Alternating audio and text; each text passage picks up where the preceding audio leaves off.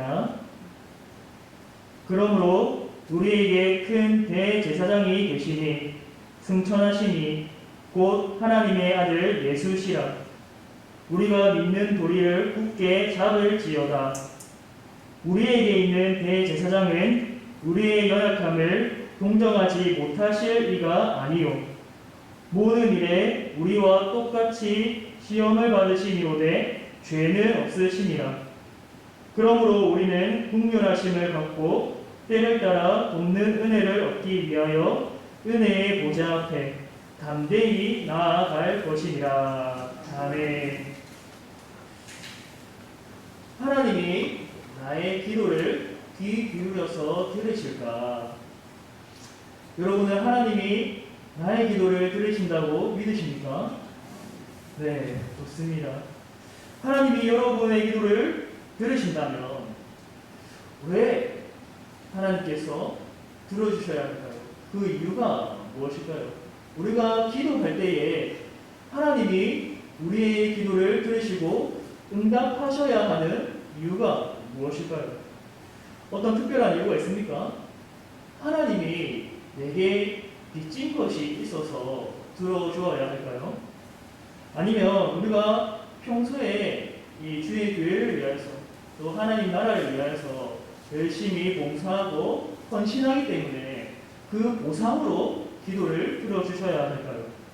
아니면 내가 남들과는 다른 특별한 사람이어서 사랑받을 만한 모습이 있어서 하나님께서 들어주셔야 할까요? 동료 여러분, 하나님이 기도를 들어주셔야 하는 이유는 무엇일까요? 그리고 우리는 언제나 기도할 수 있는 그 자격과 능력은 어디에서 올까요? 먼저 하나님이 우리의 기도를 들어주셔야 하는 첫 번째 이유는 예수님께서 우리의 중보자가 되시기 때문입니다. 우리에게 유일하면서도 완전한 중보자가 계십니다. 오늘 본문 말씀 14절입니다. 14절 말씀 함께 읽어보겠습니다. 시작. 그러므로 우리에게 큰 대제사장이 계시니 승천하시니 곧 하나님의 아들 예수시라. 우리가 믿는 도리를 굳게 잡을지어다. 아멘. 대제사장이 어떤 사람이냐? 이스라엘에서 종교적으로 가장 높은 위치에 있는 사람입니다. 1년에 단 한 번 대속죄일에 대제사장만 들어갈 수 있습니다. 기성소에는 일반 백성이 들어갈 수 없고 오직 대제사장만 1년에 단 한 번만 들어갈 수 있습니다. 그런데 구약에서의 대제사장은 영원하지 않고 일시적인 직분이었습니다. 즉 그림자였고 이제는 영원한 실체가 드러나는데 그분이 누구냐? 바로 예수 그리스도시다. 예수님이 이 땅에서 그 어느 제사장보다 훨씬 뛰어나십니다. 왜 그러한가? 그는 이 많은 대제사장 중에서 유일하게 하늘에 오르신 분이기 때문입니다. 하나님 보좌 우편에서 대제사장으로 그리고 하나님의 아들로 계십니다. 세상의 처음부터 마지막까지 예수님보다 뛰어난 대제사장이었고 예수님보다 뛰어난 중보자가 없습니다. 예수님이 나를 대신해서 피 흘리고 십자가에 달리셨습니다. 나를 대신해서 죽으시고 장사 지낸 바 되셨습니다. 여러분 이를 믿으십니까? 뿐만 아니라 우리를 의롭다 하시기 위하여서 3일 만에 부활하셨습니다. 그리고 우리의 영원한 징보자가 되기 위해서 하늘에 오르셔서 하나님 우편에 지금도 앉아 계십니다.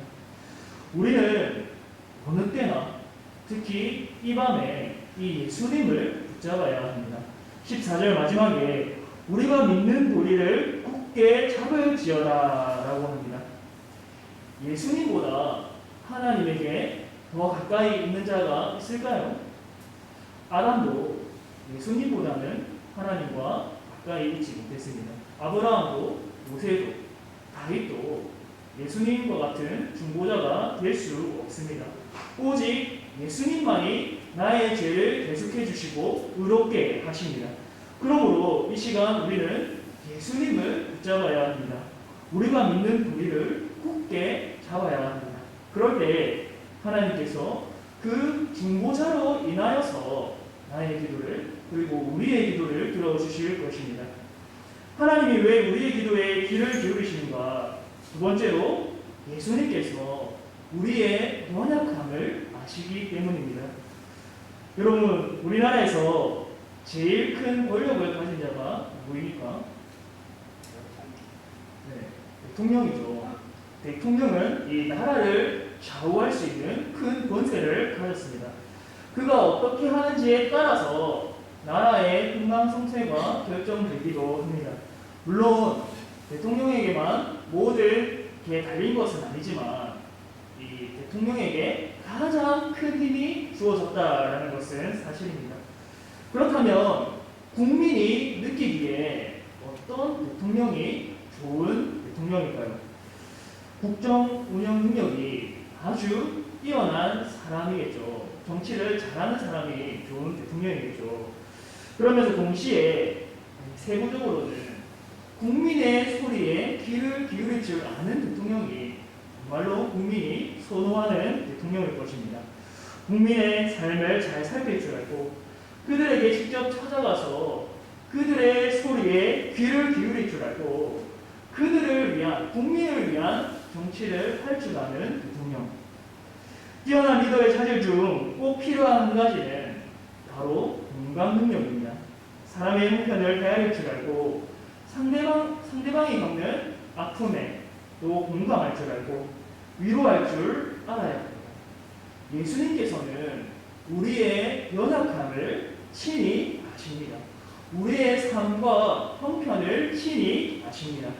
오늘 본문 말씀 15절에 이렇게 말씀합니다. 15절 말씀 함께 읽어보겠습니다. 시작. 우리에게 있는 대제사장은 우리의 연약함을 동정하지 못하실 이가 아니요 모든 일에 우리와 똑같이 시험을 받으시니오되 죄는 없으시니라. 아멘.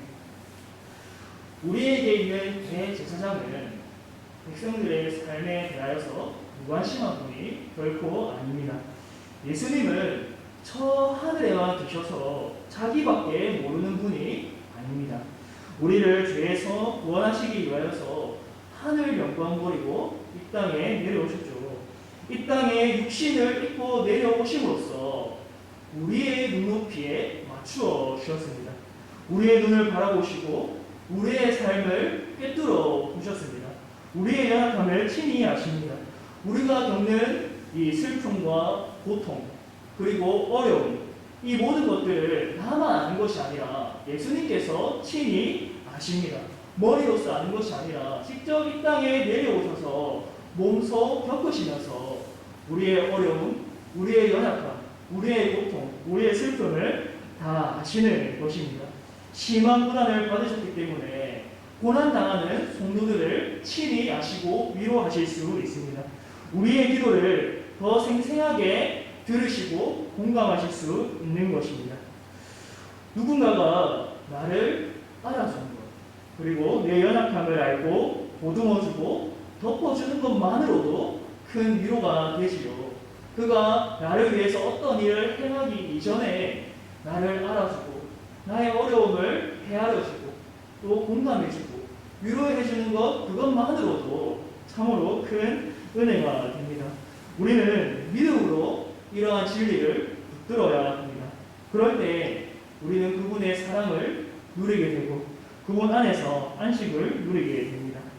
시편 84편에서 고백하듯이 주의 공정에서의 한 날이 다른 곳에서의 첫날보다 낫습니다. 예수님 안에 있는 한 날이 다른 곳에서의 첫날보다 낫습니다.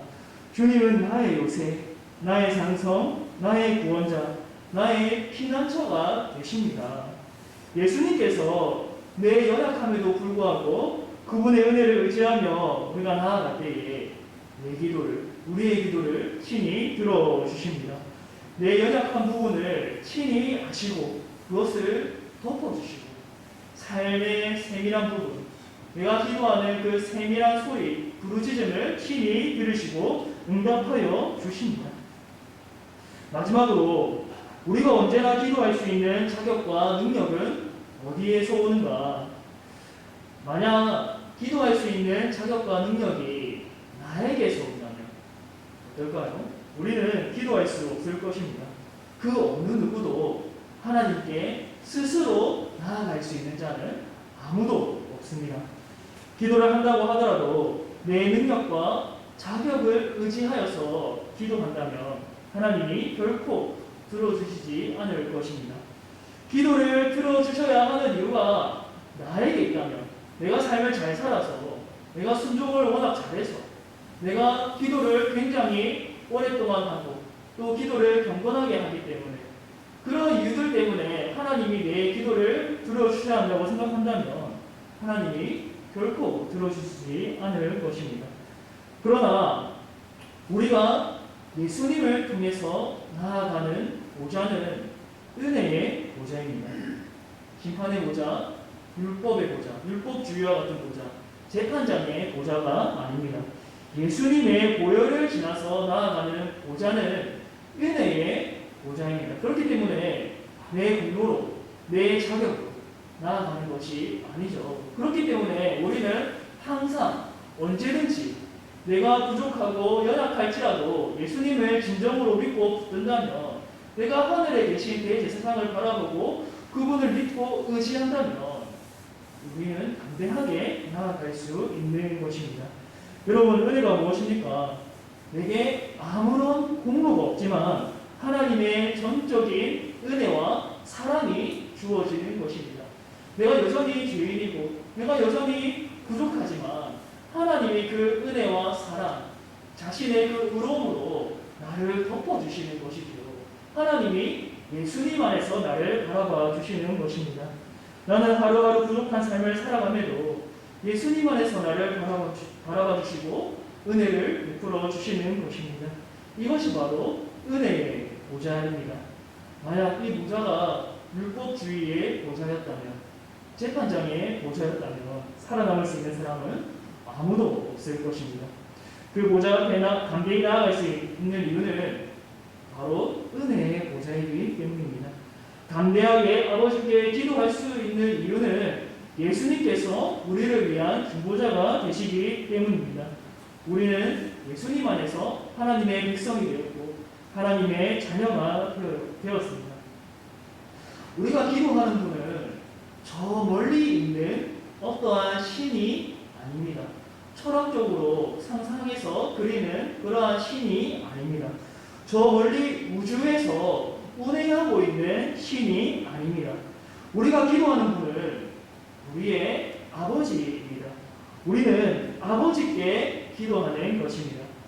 하늘에 계신 아버지는 매우 높으신 분이지만 중보자 예수님을 통해서 우리는 그분의 보좌 앞에 나아갈 수 있는 것입니다. 예수님께서 보좌 우편에 앉아 계시기 때문에 예수님 안에 있는 우리가 그 예수님을 믿고 의지하여서 나아갈 때에 예수님의 공로를 인하여서 하나님 앞에 아버지께 기도할 수 있는 것입니다. 사랑하는 성도 여러분, 우리의 연약함을 아시는 주님께로 나아갑시다. 우리의 중보자 되시는 주님께로 나아갑시다. 보혈을 지나서 은혜의 보좌로 담대히 나아갑시다. 거기서 내 연약함을 내어놓고 예수님을 의지하여서 기도합시다. 이 시간 이 믿음 가지고 힘써 기도할 때에 은혜와 사랑의 역사가 우리에게 충만할 줄로 믿습니다. 우리 함께 찬송가 86장 찬송하겠습니다.